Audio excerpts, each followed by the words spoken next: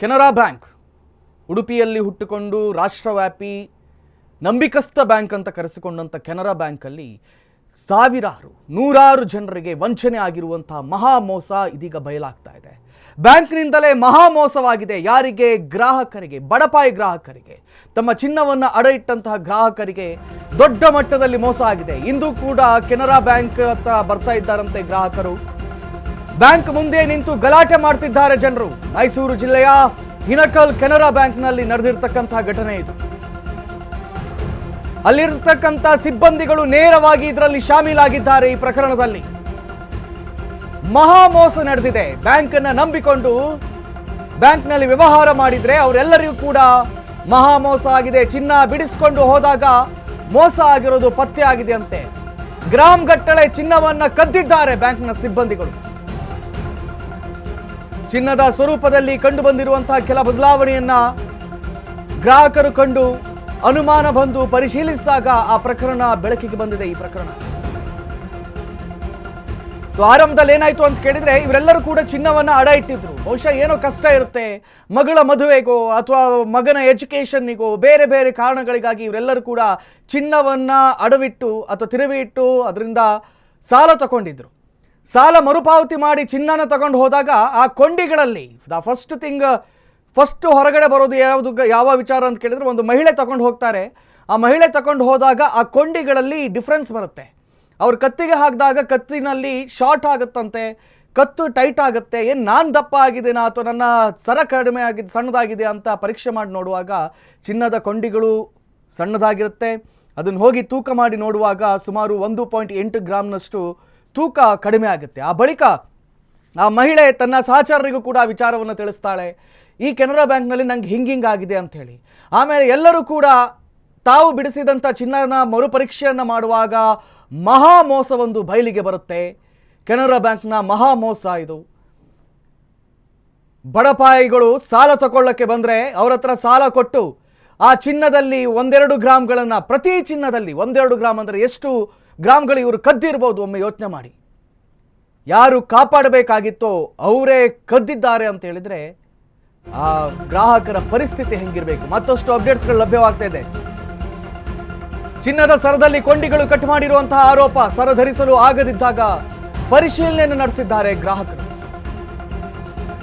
ಅಡಮಾನ ಇಟ್ಟಾಗ 85 ಗುಂಡು ಇದ್ದ ಸರದಲ್ಲಿ ಈಗ 77 ಮಾತ್ರ. ಉಳಿದದ್ದೆಲ್ಲಿಗೋಯ್ತು? ಸದ್ಯ ಕೆನರಾ ಬ್ಯಾಂಕ್ ಬಳಿ ಗಲಾಟೆ ಮಾಡ್ತಾ ಇದ್ದಾರಂತೆ ಗ್ರಾಹಕರು. ಓರ್ವ ಮಹಿಳೆಯೇನೋ ಇದರಲ್ಲಿ ಶಾಮೀಲಾಗಿರುವಂತ ಶಂಕೆ ವ್ಯಕ್ತವಾಗ್ತಾ ಇದೆ. ತಮ್ಮ ಚಿನ್ನವನ್ನ ವಾಪಸ್ ಕೊಡುವಂತೆ ಗ್ರಾಹಕರು ಒತ್ತಾಯಿಸಿದ್ದಾರೆ. ಬ್ಯಾಂಕ್ ಅಧಿಕಾರಿಗಳಿಗೆ ತರಾಟೆಯನ್ನು ತೆಗೆದುಕೊಳ್ತಾ ಇದ್ದಾರೆ ಜನರು.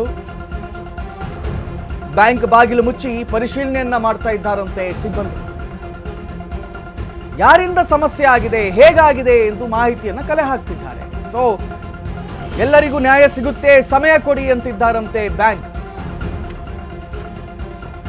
ಹೆಂಗೆ ನ್ಯಾಯ ಕೊಡಿಸ್ತೀರಿ ಅನ್ನುವಂಥ ಪ್ರಶ್ನೆಯಲ್ಲಿ ಮರಳಿ ಆ ಸರನ ರಿಪೇರಿ ಮಾಡಿಕೊಡ್ತೀರೋ ಅಥವಾ ಅದಕ್ಕೆ ಈಗಿನ ರೇಟ್ನ ದುಡ್ಡು ಕೊಡಬೇಕು. ಇವರು ಅಡ ಇಡುವಾಗ ಯಾವ ದುಡ್ಡು ಇತ್ತಲ್ಲ ಆ ದುಡ್ಡಲ್ಲ, ಅಡಮಾನ ಇಡುವಾಗ ಇದ್ದಂಥ ದುಡ್ಡಲ್ಲ.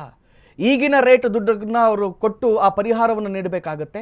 ಅದರ ಜೊತೆಯಲ್ಲೇ ಮಹಿಳಾ ಸಿಬ್ಬಂದಿ ಮತ್ತು ಅವ್ರ ಜೊತೆಯಲ್ಲೂ ಕೆಲವರು 3-4 ಜನರ ಹೆಸರು ಕೇಳಿ ಬರ್ತಾ ಇತ್ತು. ಅವರೆಲ್ಲರನ್ನ ಕೂಡ ಇದೀಗ ಪರಿಶೀಲನೆಗೆ ಒಳಪಡಿಸಲಾಗುತ್ತೆ. ಒಳಪಡಿಸಿ ಆ ಬಳಿಕ ಯಾಕೆ ಕದ್ರಿ, ಹೆಂಗೆ ಕದ್ರಿ, ಅದನ್ನು ಎಲ್ಲಿ ತಗೊಂಡು ಹೋಗಿ ಮಾರಿದ್ರಿ, ಇದೆಲ್ಲದನ್ನು ಕೂಡ ವಿಚಾರಿಸಬೇಕಾಗತ್ತೆ. ನೋಡಿ, ಯಾರಾದರೂ ಈ ಬ್ರಾಂಚ್ನಲ್ಲಿ, ಮೈಸೂರಿನ ಈ ಬ್ರಾಂಚ್ನಲ್ಲಿ ಯಾರಾದರೂ ನಿಮ್ಮ ಚಿನ್ನವನ್ನು ಅಡಮಾನ ಇಟ್ಟಿದ್ರೆ ದಯವಿಟ್ಟು ಹೋಗಿ ಪರಿಶೀಲಿಸಿ. ಯಾಕಂತ ಹೇಳಿದ್ರೆ ಈ ಹಿಂದೆ ಕೆಲವರು ಹೋಗಿ ಅದನ್ನು ರಿನ್ಯೂವಲ್ ಮಾಡುವಾಗ, ಲೋನ್ ರಿನ್ಯೂವಲ್ ಮಾಡುವಾಗ ಅಥವಾ ಅದನ್ನು ಅದ್ರ ಮೇಲೆ ಮರು ಲೋನ್ ತಗೊಳ್ಳುವಾಗ ನಾವು ಚಿನ್ನವನ್ನು ನೋಡ್ತೀವಿ, ಚಿನ್ನನ ಕೊಡಿ ಅಂತ ಹೇಳಿದರೆ ಅವ್ರು ಕೊಟ್ಟಿರಲಿಲ್ವಂತೆ. ಅಯ್ಯೋ ಅದೆಲ್ಲ ಯಾಕ್ರಿ, ಪೇಪರಿಗೆ ಸಿಗ್ನೇಚರ್ ಹಾಕಿ ಸಾಕು, ನಾವು ಲೋನ್ ಎಕ್ಸ್ಟ್ರಾ ಕೊಡ್ತೀವಿ, ಪೇಪರಿಗೆ ಸಿಗ್ನೇಚರ್ ಹಾಕಿ ಕೊಡಿ ಸಾಕು, ನಾವು ಲೋನ್ ರಿನ್ಯೂವಲ್ ಮಾಡ್ತೀವಿ ಅಂತೆಲ್ಲ ಹೇಳ್ತಿದ್ರಂತೆ. ಇದರ ಅರ್ಥ ಕೊಟ್ಟರೆ ಎಲ್ಲಿ ಸತ್ಯ ಬಯಲಿಗೆ ಬರುತ್ತೆ ಅಂತ ಹೇಳಿ. ಈಗ ಒಂದೊಂದಾಗಿ ಸತ್ಯ ಬಯಲಿಗೆ ಬರ್ತಾ ಇದೆ. ನೂರಾರು ಜನರು ಬ್ಯಾಂಕಿನ ಹತ್ರ ದೌಡಾಯಿಸ್ತಾ ಇದ್ದಾರೆ. ಬಹುತೇಕ ಎಲ್ಲರಿಗೂ ಕೂಡ ಮೋಸ ಆಗಿರುವಂಥ ಶಂಕೆ ವ್ಯಕ್ತವಾಗ್ತಾ ಇದೆ. ನೋಡಿ, ಕೆಲವರ ಪರಿಸ್ಥಿತಿ ಎಂಥದ್ದು ಅಂತ ಹೇಳಿದರೆ, ಆ ಚಿನ್ನ ಸರಿ ಇದೆಯೋ ಇಲ್ವೋ ಅಂತ ಪರೀಕ್ಷೆ ಮಾಡಬೇಕು ಅಂತ ಆದರೂ ಕೂಡ ಅದನ್ನು ಬಿಡಿಸುವಷ್ಟು ದುಡ್ಡು ಬೇಕಾಯ್ತಲ್ಲ. ಯಾಕಂತ ಹೇಳಿದ್ರೆ ಸಮಸ್ಯೆಯಲ್ಲಿರೋ ಕಾರಣಕ್ಕಾಗಿ ಸಾಲ ತಗೊಂಡಿರ್ತಾರೆ. ಈಗ ನಮ್ಮ ಚಿನ್ನನ ಪರೀಕ್ಷೆ ಮಾಡಬೇಕು ಅಂತ ಹೇಳಿದರೆ ಅದನ್ನು ಒಂದೋ ಬಿಡಿಸ್ಕೊಳ್ಬೇಕು, ಇಲ್ಲದೇ ಇದ್ರೆ ರಿನೋವಲ್ಲೋ ಅಥವಾ ಎಕ್ಸ್ಟ್ರಾ ಏನಾದರೂ ಸಾಲ ತಗೊಳ್ಬೇಕು. ಇದಾವುದು ಏನು ಮಾಡಬೇಕು ಅಂತ ಆ ಜನಗಳಿಗೆ ಗೊತ್ತಾಗ್ತಾ ಇಲ್ಲ. ಇನ್ನು ಆ ಗ್ರಾಹಕರಾಗಿರ್ತಕ್ಕಂಥ ಶಿವು ಅಂತ ನಮ್ಮ ಜೊತೆ ದೂರವಾಣಿ ಸಂಪರ್ಕದಲ್ಲಿದ್ದಾರೆ. ಶಿವು ಅವರೇ, ಇದು ಬಹಳ ದೊಡ್ಡ ಮೋಸ ಕಣ್ರಿ. ಕೇಳಿಸ್ತಾ ಇದೆಯಾ ಶಿವು? ಹೌದು ಸರ್, ಹೌದು ಸರ್, ಬಹಳ ದೊಡ್ಡ ಮೋಸ ಕಣ್ರಿ ಇದು. ಪಾಪ ಏನೋ ಕಷ್ಟದಲ್ಲಿದ್ದೀವಿ ಅಥವಾ ಮಗಳ ಮದುವೆಗೋ ಅಥವಾ ಮಕ್ಕಳ ಎಜುಕೇಶನ್ನಿಗೋ ಲೋನ್ ತೆಗಿಬೇಕು ಅಂತ ಹೇಳಿ ಅಡ ಇಟ್ರೆ ಇವರು ಚಿನ್ನನ ನುಂಗು ಬಿಟ್ಟಿದಾರಂತಲ್ಲ. ಏನೇನು ನಿಮ್ಗೆ ಹೆಂಗ್ ಮೋಸ ಆಯ್ತು ಶಿವು? ಸರ್, ನಮ್ಮ ಶ್ರೀಮತಿಯವರು 12 ಲಕ್ಷಕ್ಕೆ ಈಗ ಜೂನ್ ನಲ್ಲಿ ಗಿರ್ವಿ ಇಟ್ಟಿದ್ದಾರೆ ಸರ್. ಪ್ಲೆಡ್ಜ್ ಮಾಡಿದ್ರು. ಆ ಏನು ಪ್ಲೆಡ್ಜ್ ಮಾಡಿದ್ದಾರೆ ಅದೇ ವ್ಯಾಲ್ಯೂದು, ಅಂದ್ರೆ ಅದೇ ವೆಯ್ಟ್ದು ಗೋಲ್ಡ್ ಅಲ್ಲೇ ಇದೆ ಸರ್. ಇದೇ ದೊಡ್ಡ ಸ್ಕ್ಯಾಮ್ ಆಗಿರೋದು ಸರ್. ಏನು ಪ್ಲೆಡ್ಜ್ ಮಾಡಿರ್ತೀವಿ ಅದೇ ಅಮೌಂಟ್ ಗೋಲ್ಡ್ ಅಲ್ಲೇ ಇರುತ್ತೆ.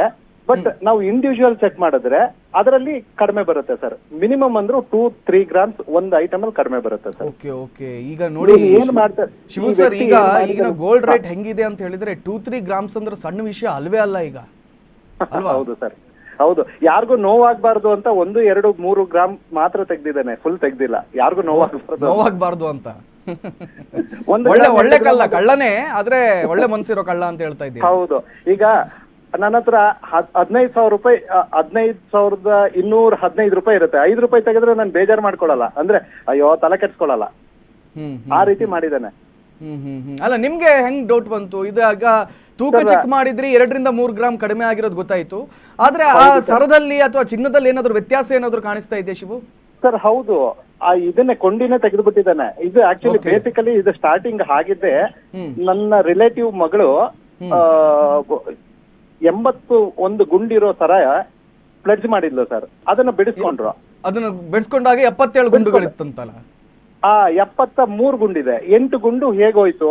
ನಾವು ತೂಕ ಮಾಡಿಸಿದ್ವು ಯಾವ್ದ್ರದ್ದು ಗೋಲ್ಡ್ ನ ಹೊರಗಡೆ, ತುಂಬಾ ಕಡಿಮೆ ಬಂತು, 3 ಗ್ರಾಮ್ ಕಡಿಮೆ ಬಂತು. ಬಟ್ ಇಲ್ಲಿ ನಾವು ಏನು ಪ್ಲೆಡ್ಜ್ ಮಾಡಿದ್ವೋ ಅದೇ ಅಮೌಂಟ್, ಅದೇ ವೆಯ್ಟ್ ಪುನಃ ವಾಪಸ್ ಬಿಡಿಸ್ಕೊ ಬಂದಿದೀವಿ. ಅಲ್ಲ ಶಿವ ಅವ್ರೆ, ನಾನು ಆರಂಭದಲ್ಲಿ ಕೇಳಿದೆ, ಆ ಗೃಹಿಣಿ ಏನೋ ಎಣಿಸ್ಕೊಂಡಿದ್ರಂತೆ, ಅಲ್ಲ ಗೃಹಿಣಿಯೋ ಇಲ್ವೋ ಗೊತ್ತಿಲ್ಲ, ಅವ್ರೇನೋ ಎಣಿಸ್ಕೊಂಡಿದ್ರಂತೆ, ಬಹುಶಃ ನಾನೆಲ್ಲೋ ದಪ್ಪ ಆಗಿದ್ದೀನೇನೋ ಅದಕ್ಕೆ ಸರ ಟೈಟ್ ಆಗ್ತಿದೆ ಅಂತ ಹೇಳಿ ಅಷ್ಟು ನಂಬಿಕೆ ಇಟ್ಟಿದ್ರು ಆ ಬ್ಯಾಂಕ್ ಮೇಲೆ ಅಂತ ಅರ್ಥ. ಹೌದು, ನಂಬಿಕೆ ಮೇಲೆನೆ ಸರ್. ಎಷ್ಟೋ ಜನ ಸ್ಲಿಪ್ ಇಲ್ದೇನೆ ಹೋಗಿದ್ದಾರೆ ಸರ್. ಅಂದ್ರೆ ಪ್ಲೆಡ್ಜ್ ಮಾಡಿ ಆ ಬ್ಯಾಂಕ್ ಒಂದು ಸ್ಲಿಪ್ ಕೊಡುತ್ತೆ ಸರ್, ನಿಮ್ದು ಇಷ್ಟು ಅಮೌಂಟ್ ಇಷ್ಟು ವೆಯ್ಟ್ ಗೋಲ್ಡ್ ಇದೆ ಅಂತ. ಆ ಸ್ಲಿಪ್ ಇಲ್ದೇನು ಅಮೌಂಟ್ ಸ್ಯಾಂಕ್ಷನ್ ಆಗಿದೆ ಸರ್, ಲೋನ್. ಈ ತರ ಎಲ್ಲ. ಆಮೇಲೆ ಯಾವ್ದಕ್ಕೂ ಮ್ಯಾನೇಜರ್ ಸಿಗ್ನೇಚರೇ ಇಲ್ಲ ಸರ್, ಪಾಸ್ ಆಗಿದೆ. ಯಾರದು ಮ್ಯಾನೇಜರ್ ಹೆಸರೇನ್ರಿ? ಮ್ಯಾನೇಜರ್ ಹೆಸರೇನು ಸರ್? ಸಂದೀಪ್ ಅಂತ ಸರ್. ಸಂದೀಪ್ ಅಂತ. ಓಕೆ, ಹೌದು ಸರ್. ಇನ್ಯಾವ್ದು ಮಹಿಳೆಯ ಹೆಸರು ಕೂಡ ಕೇಳಿ ಬರ್ತಾ ಇದೆಯಲ್ಲ, ಯಾರ ಹೆಸರು ಅದು? ಇಲ್ಲೇ ಇದ್ದಾರೆ ಸರ್ ಮಹಿಳೆಯನು. ಅಲ್ಲಲ್ಲ, ಅವ್ರ ಜೊತೆ ಶಾಮೀಲಾಗಿದ್ದಾರೆ ಅಂತ, ಸಂದೀಪ್ ಅವ್ರ ಜೊತೆ. ಓ, ಮಹಿಳೆಯನು ಶಾಮೀಲಾಗಿದ್ದಾರೆ ಅಂತನಾ? ಅದು ಗೊತ್ತಿಲ್ಲ ಸರ್. ಓಕೆ. ನಾ ಇಲ್ಲ, ಇನ್ನೊಬ್ರದ್ದು ತುಂಬಾ 30 ಗ್ರಾಮ್ ಇದಾಗಿದೆ ಸರ್. 30 ಗ್ರಾಮ್ ಅವ್ರದ್ದು ಪ್ಲೆಡ್ಜ್ ಮಾಡಿದಾರಲ್ಲ ಸರ್, 184 ಗ್ರಾಮ್ಸ್ ಇದೆ ಸರ್ ಅವ್ರು ಪ್ಲೆಡ್ಜ್ ಮಾಡಿರೋ ವೆಯ್ಟ್. ಈಗ 184 ಇದೆ ಸರ್ ಯಾವುದು ಅಲ್ಲಿ ಬ್ಯಾಂಕ್ ಅಲ್ಲಿ. ಬಟ್ ಅವ್ರದ್ದು ಟೋಟಲ್ ವೆಯ್ಟ್ ಬಂದು 214 ಗ್ರಾಮ್ಸ್ ಸರ್. ಅವ್ರು ಸರ ಅವ್ರು ಇಲ್ಲೇ ಇದಾರೆ, ಹೇಳಿದ್ರೆ ಅವ್ರಿಗೆ ಬೇಜಾರಾಗ್ತಾ ಇದೆ. ನಿಜವಾಗ್ಲು ಪಾಪ ರೀ, ಅಷ್ಟು ಚಿನ್ನ ದುಡಿಬೇಕಾದ್ರೆ ಎಷ್ಟು ಕಷ್ಟಪಟ್ಟಿರ್ಬೇಕು. ಗ್ರಾಮ್ ಹೇಗೆ ಹೊಡಿಯೋದಕ್ಕೆ ಸಾಧ್ಯ ಸರ್? ಸರ್ ಈಗ ನಂದನ್ನು ತೆಗ್ದಿದ್ದಾನಲ್ಲ ಸರ್, ಅಲ್ಲಿ ಮಾಡೋದಕ್ಕೆ ಚಾನ್ಸೇ ಇಲ್ಲ ಸರ್. ಯಾಕೆಂದ್ರೆ ಸಾರ್ವಜನಿಕರು ಇರ್ತಾರೆ, ಬ್ಯಾಂಕ್ ಅವ್ರು ಇರ್ತಾರೆ. ಹೊರಗಡೆ ಹೋಗೋದಕ್ಕೆ ಅವನ್ಗೆ ಅವಕಾಶ ಮಾಡಿಕೊಟ್ಟವ್ರು ಯಾರು? ಆ ಚಿನ್ನ ತಗೊಂಡು ಹೋಗೋದಕ್ಕೆ ಅವಕಾಶ ಮಾಡಿಕೊಟ್ಟವ್ರು ಯಾರು? ಸೆಕ್ಯೂರಿಟಿನೇ ಇಲ್ಲದೆ ಇರೋ ಬ್ಯಾಂಕ್ ಹೇಗ್ ನಡೆಸ್ತಾ ಇದ್ದಾರೆ? ಇದೆಲ್ಲ ಅದೇ ಸಂಶಯಕ್ಕೆ ಎಡೆ ಮಾಡಿಕೊಟ್ಟಿದೆ. ಅಲ್ಲಿ ಪಕ್ಕದಲ್ಲಿ ಬೇರೆ ಯಾರಾದ್ರೂ ಇದ್ದಾರಾ? ಬೇರೆ ಯಾರಾದ್ರೂ ಇದ್ರೆ ಅವ್ರ ಹತ್ರ ಒಂಚೂರು ಫೋನ್ ಕೊಡ್ತೀರಾ? ಕೊಡ್ಬೋದಾ? ದಯವಿಟ್ಟು ಕೊಡಿ. 2 ಸೆಕೆಂಡ್ ಸರ್, ಕೊಡ್ತೇನೆ.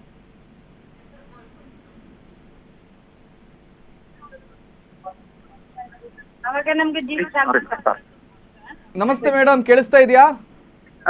ಸರ್ ಅವ್ರು ಒಳಗಿದ್ದಾರೆ. ಒಳಗಡೆ ಇದ್ದಾರಾ? ಅವ್ರೆಲ್ಲಿ? ಅಲ್ಲ, ಅಕ್ಕಪಕ್ಕದಲ್ಲೇ ಬೇರೆ ಯಾರಾದ್ರೂ ಇದ್ದಾರಾ ಸರ್? ಹಿಂಗೆ ದುಡ್ಡು ಕಳ್ಕೊಂಡವ್ರು? ಸರ್ ತೊಂದರೆ ಆಗಿರೋರು ಕೊಡ್ಲಾ? ತೊಂದರೆ ಆಗಿರೋ ಕೊಡಿ ದಯವಿಟ್ಟು. ಹಲೋ ಹಲೋ ಸರ್, ನಿಮ್ಮ ಹೆಸರು? ಪ್ರಭುನಾಯಕ್ ಅಂತ. ರಘುನಾಯಕ್ ಅಂತ. ನಾವು ಅಶ್ವವೇಗದಿಂದ ಕಾಲ್ ಮಾಡ್ತಾ ಇದ್ದೀವಿ ಸರ್, ಅಶ್ವವೇಗ ನ್ಯೂಸ್ ಇಂದ. ಹೇಳಿ. ನಮ್ಗೆ ಈ ವಿಚಾರ ಕೇಳೇ ಶಾಕ್ ಆಗಿಬಿಡ್ತು. ಏನ್ ಈ ರೀತಿಯಲ್ಲೂ ಮೋಸ ಮಾಡ್ತಾರಾ ಅಂತ ಹೇಳಿ. ನೀವೆಲ್ಲ ನಂಬಿಕೆ ಇಟ್ಕೊಂಡು ಆ ಕೆನರಾ ಬ್ಯಾಂಕ್ ಅಲ್ಲಿ ನೀವು ಅಡವಿಟ್ಟಿದ್ರಿ. ಅವರೇ ಈಗ ದುಡ್ಡು ನುಂಗಾಕ್ಬಿಟ್ಟಿದಾರಂತಲ್ಲ ಸರ್. ನಿಮ್ ಚಿನ್ನ ಏನೆಲ್ಲ ಆಗಿದೆ, ಎಷ್ಟು ಮೋಸ ಆಗಿದೆ? ನಮ್ದು ಕೊಂಡಿಗಳು ಹೋಗವೆ ಅನಿಸ್ತೈತೆ ಸರ್. ಕೊಂಡಿಗಳು ಹೋಗವೆ? ಕೊಂಡಿಗಳು. ಅದೇನಾದ್ರೂ ತೂಕ ಮಾಡಿದ್ರಾ? ತೂಕ ಮಾಡಿದಾರೆ, ಕಮ್ಮಿ ಬರ್ತೈತೆ. ಇನ್ನು ಮಾಮೂಲಿ ತೂಕದಂಗೆ ತೋರಿಸ್ತೈತೆ 66 ಗ್ರಾಮ್. ಸರ್, ಈ ಮಿಡಲ್ ಅಲ್ಲಿ ನೀವು ಅದನ್ನ ರಿನಿವಲ್ ಮಾಡ್ಸಕ್ಕೋ ಅಥವಾ ಅದ್ರ ಮೇಲೆ ಎಕ್ಸ್ಟ್ರಾ ಸಾಲ ತಗೊಳಕ್ಕೋ ಇದ್ಯಾವುದಕ್ಕೂ ಹೋಗಿರ್ಲಿಲ್ವಾ? ಇಲ್ಲ, ಹೋಗಿರ್ಲಿಲ್ಲ. ಎಷ್ಟೋ 10 ತಿಂಗಳೇನೋ ಆಗೈತೆ ಮಡಗಿ. 9 ತಿಂಗಳು 10 ತಿಂಗಳು ಸರ್. ಬಡ್ಡಿ ಎಲ್ಲ ಕಟ್ಟಿ ತಗೊಂಡಿದ್ದೀರಿ? ಹ್ಮ್. ಈಗ ಅವ್ರ ಹತ್ರ, ಬ್ಯಾಂಕ್ನವ್ರ ಹತ್ರ ಕೇಳಿದ್ರೆ ಏನಂತ ಉತ್ತರ ಕೊಡ್ತಾರೆ ಸರ್ ಅವರು?